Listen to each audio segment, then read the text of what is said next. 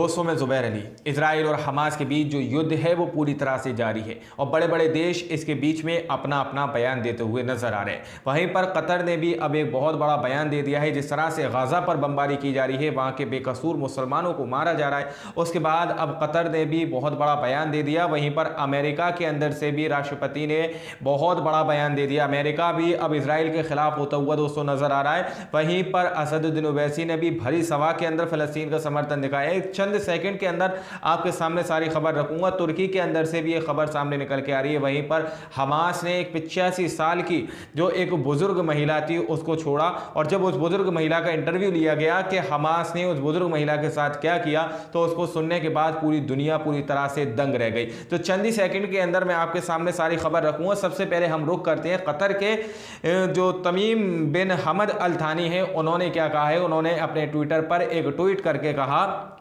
Qatar के अमीर तमीम बिन हमद अल थानी ने मंगलवार को कहा कि इजराइल को बिना शर्त ग्रीन लाइट और हत्या की अप्रतिबंधित अनुमति देना स्वीकार्य नहीं है। अमीर तमीम बिन हमद अल थानी ने एक्स पर लिखा है, हम कहते हैं कि बहुत हो गया और इजराइल को बिना शर्त ग्रीन लाइट और हत्या की अप्रतिबंधित अनुमति देना स्वीकार्य नहीं है। इस तरह की बात उन्होंने कही है। वहीं पर उन्होंने और भी बहुत बड़ी बात कही है, आप लोग यहाँ पर सुन सकते हैं। कब्जा, घेराबंदी और बसावट की वास्तविकता को नजरअंदाज करते रहना स्वीकार्य नहीं है। कतर दोहरे मानकों को स्वीकार नहीं करता है और ऐसा व्यवहार करता है मानो बच्चों की जान कोई मायने नहीं रखती। उन्होंने आगे लिखा, कब्जा, घेराबंदी और समझौते के तथ्यों को अनदेखा करना जारी रखना स्वीकार्य नहीं है। हम शांति के समर्थक हैं, हम अंतर्राष्ट्रीय वैधता और अरब पहल के प्रस्तावों का पालन करते हैं और हम दोहरे मानकों को स्वीकार नहीं करेंगे।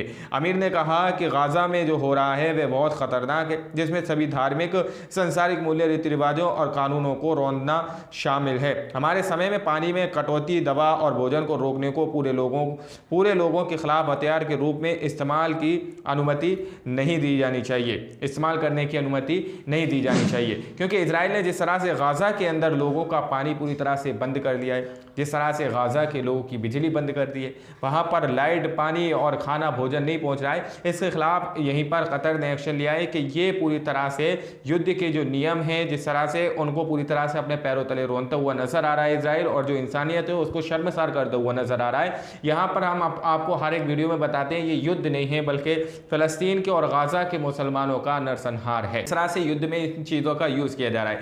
वहीं पर अब हम लोग करते हैं अमेरिका की तरफ से।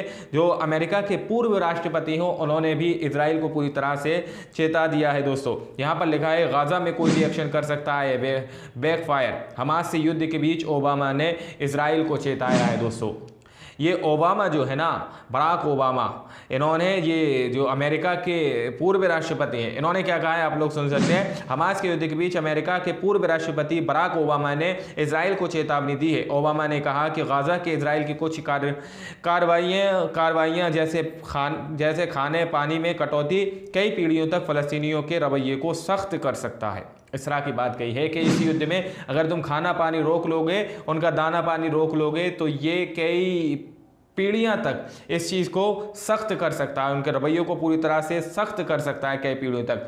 इतना ही नहीं, ये इजराइल के लिए अंतर्राष्ट्रीय समर्थन को कमज़ोर कर सकती है। पूर्व राष्ट्रपति ओबामा ने कहा, कोई भी इजरायली की वह सैन्य रणनीति जो युद्ध की मानवीय लागतों को नज़रअंदाज करती है, उनका उल्टा असर हो सकता है। इजरायली सरकार गाजा में लोगों के लिए भोजन, पानी, बिजली काटने के इजरायली सरकार के फैसले से न केवल बढ़ते मानवीय संकट का खतरा है, बल्कि ये पीड़ितों के लिए फिलिस्तीनी रवैये को और अधिक कठोर कर सकता है।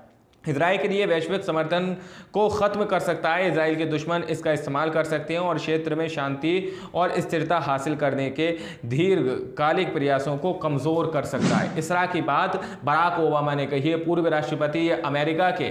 उन्होंने साफ तौर पर कही है कि जिस तरह से उनका नरसंहार किया जा रहा है, युद्ध के नाम पर उनका खाना पीना रोका जा रहा है, इस तरह से ये उनकी कई पीढ़ियों को और ज़्यादा सख्त कर सकती है। यानी कि ये युद्ध का मानवीय संकट का खतरा है, ये युद्ध और लंबा खींचने का प्रयास किया जा रहा है। इस तरह की बात उन्होंने कही है। वहीं पर असदुद्दीन ओवैसी साहब ने भी बहुत बड़ा एक सभा के अंदर उन्होंने वहां पर फ़लस्तीन के लिए बुलंद आवाज़ में लोगों को फ़लस्तीन का समर्थन करने के लिए उन्होंने कहा, एक मीटिंग करने गए हुए थे। आप लोग यहाँ पर वीडियो देखिए असदुद्दीन ओवैसी साहब।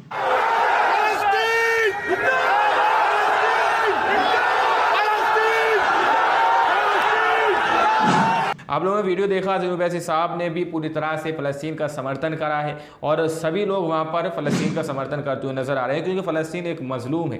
फ़लस्तीनी मुसलमानों का समर्थन किया जा रहा है, ना कि हमास का, क्योंकि फ़लस्तीन के मुसलमानों के ऊपर जिस तरह से जुल्म हो रहा है इजराइल की तरफ से, क्योंकि वो हमास का कुछ नहीं कर पा रहे हैं और वहाँ के बेकसूर मुसलमानों को वो अपना निशाना बना रहे हैं। वहीं पर मोहम्मद तनवीर लिखते हैं, फ़लस्तीनी नागरिकों को इजराइल के आतंकवादी नरसंहार से बचाने के लिए तुर्की ने गाज़ा में एक युद्धपोत भेजा है।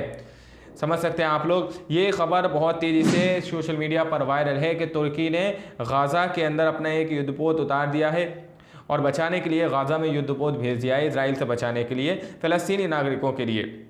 अब देखना यह है कि आखिर ये लोग क्या एक्शन लेते हैं। वहीं पर चांदनी ने भी यही ट्वीट करा है, तुर्की इजराइल आतंकवाद से जंग लड़ेंगे, क्योंकि इजराइल आतंकवाद नरसंहार से फ़लस्तीनी नागरिकों को बचाने के लिए गाज़ा में एक युद्धपोत भेजा तुर्की ने। आप लोग समझ सकते हैं।